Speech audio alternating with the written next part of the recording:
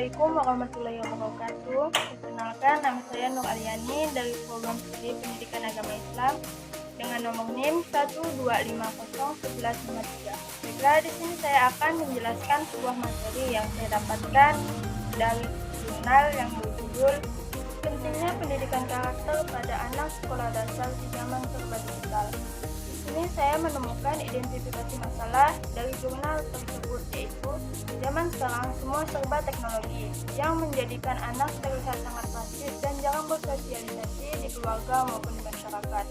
Kebanyakan anak zaman sekarang lebih fokus memperhatikan layar ponselnya dibandingkan bermain dengan alam sebayanya, sehingga mereka kehilangan waktu berharganya untuk bermain bersama keluarganya, belajar, dan mengembangkan bakat. Ini disebabkan oleh kurangnya pendidikan karakter dan tidak dibatasi dalam menggunakan media sosial, sehingga menimbulkan dampak negatif seperti melawan orang tua, tidak mengerjakan tugas sekolah, dan membuli temannya.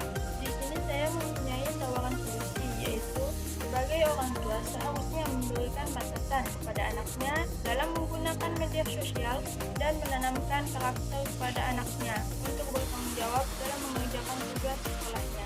Saya juga menemukan daftar pencarian istilah dari jurnal ini. Yang pertama, suplemen. Suplemen adalah tambahan bahan ajar untuk melengkapi. Yang kedua, komprehensif. Komprehensif adalah istilah yang berarti bersifat luas, lengkap, dan menyeluruh. Yang ketiga, yaitu gadget. Gadget adalah alat elektronik kecil yang berfungsi khusus dan praktis.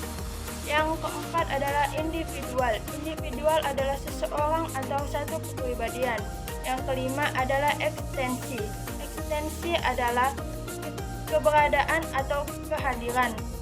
Baiklah, saya akan menyampaikan materi yang kedua yang berjudul Identifikasi Problematika Evaluasi Pendidikan Karakter di Sekolah, yang mempunyai identifikasi masalah, yaitu realita di lapangan menunjukkan bahwa banyak sekolah yang mengatakan dalam proses pembelajaran sekolah tersebut menggunakan pembelajaran berbasis pendidikan karakter.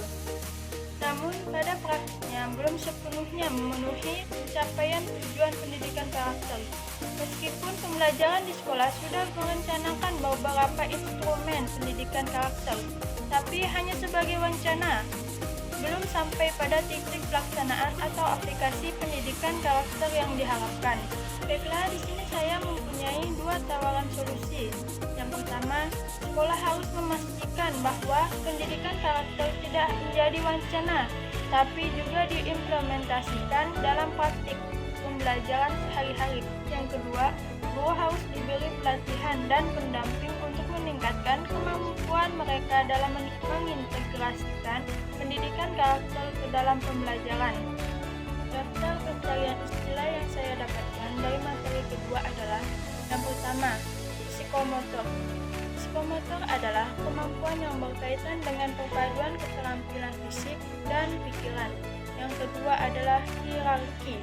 Hierarki adalah sistem pengorganisasian atau susunan yang mengurutkan elemen-elemen. Yang ketiga, substansi evaluasi. Substansi evaluasi adalah proses penilaian kualitas dan substansi dari suatu hal.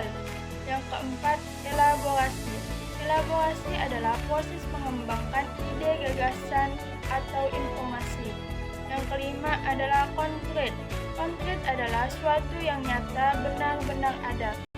Baiklah, selanjutnya materi yang ketiga berjudul Permasalahan Pembelajaran Literasi, Numerasi, dan Karakter untuk Siswa Sekolah Dasar, yang mempunyai identifikasi masalah, yaitu zaman sekarang banyak siswa sekolah dasar melakukan perilaku menyontek dan tidak disiplin waktu. Ketika ada pekerjaan rumah, siswa masih ada yang tidak mengerjakan dengan alasan lupa. Mereka mengerjakan pekerjaan rumah di kelas sebelum guru datang. Karena terburu-buru, siswa menyontek hasil pekerjaan milik temannya. Lebih lanjut, tidak disiplin waktu juga terlihat ketika mereka terlambat masuk kelas. Perilaku menyontek jawaban teman dilakukan karena siswa diburu oleh waktu. Baiklah, selanjutnya saya mempunyai tawaran solusi, yaitu sebagai orang tua seharusnya menanamkan karakter disiplin dan tanggung jawab kepada anaknya. yang dimana orang tua harus mengatur waktu aktivitas keseharian anaknya, seperti membatasi dalam menggunakan handphone dan menyuruh anak untuk mengerjakan tugas sekolahnya. Selanjutnya, saya mendapatkan daftar pencarian istilah. Yang pertama, konstruktivistik. Konstruktivistik adalah sebuah pendekatan atau pembelajaran. Yang kedua, kontekstual. Kontekstual adalah sesuatu yang berkaitan atau bergantung pada konteksnya. Yang ketiga adalah kognitif. Kognitif adalah istilah yang merujuk pada segala proses mental. Yang keempat, saintifik. Saintifik adalah sesuatu pendekatan pembelajaran yang menekankan pada langkah-langkah ilmiah. Selanjutnya, materi yang keempat yaitu pendidikan karakter sebagai upaya menciptakan akhlak mulia. Yang mempunyai identifikasi masalah, yaitu kurangnya kesadaran guru akan pentingnya penanaman karakter pada peserta didik, yang dimana proses pendidikan tersebut terjadi di lingkungan sekolah.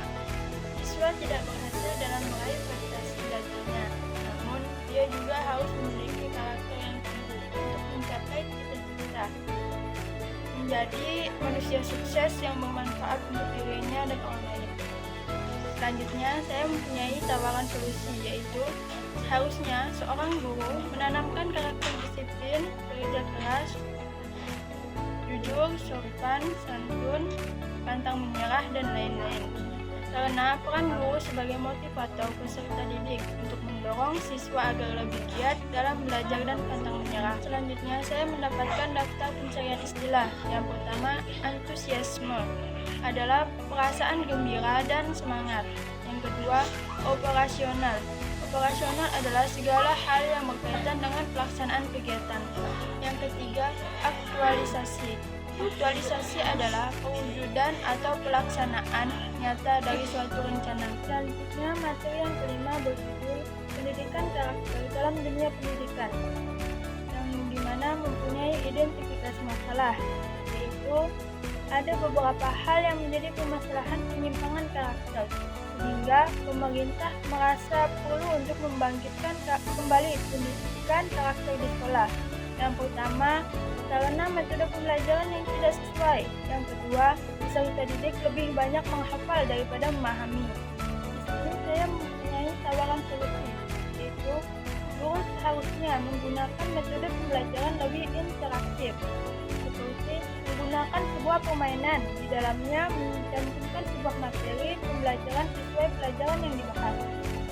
Dengan menggunakan metode tersebut, murid lebih mudah memahami dan menghafal atau mengingat pelajaran.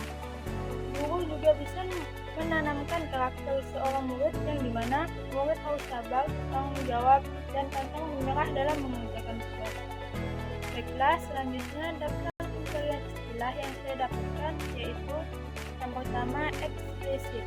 Eksplisit adalah sesuatu yang dinyatakan secara jelas dan langsung.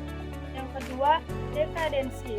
Dekadensi adalah kemerosotan moral, etika, atau nilai-nilai. Yang ketiga, indoktrinasi. Indoktrinasi adalah proses memasukkan ideologi, nilai, atau keyakinan tertentu. Yang keempat, konformitas. Konformitas adalah kesesuaian atau kepatuhan terhadap norma, nilai, atau aturan. Yang kelima, kooperatif. Kooperatif adalah kerjasama atau berkolaborasi dengan orang lain.